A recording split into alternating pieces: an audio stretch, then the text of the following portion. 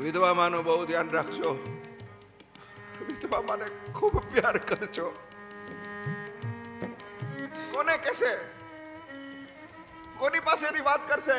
એટલે દીકરાઓને કહું છું કે તમારી માં વિધવા હોય તો એની પાસે બેસજો, એને પૂછજો કે માં કઈ જોઈ છી? તું મૂછાતી નહીં, હું તારો દીકરો બેઠો છું, હજી જીવ તો બા. તારે બેન ને કઈ દેવું છે? તારે કોઈ વ્યવહાર કરવો છે?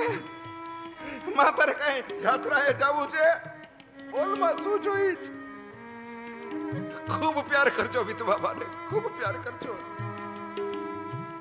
આ દુનિયાનું કોઈ પવિત્રમાં પવિત્ર પાત્ર હોય તો એ વિધવા માં છે.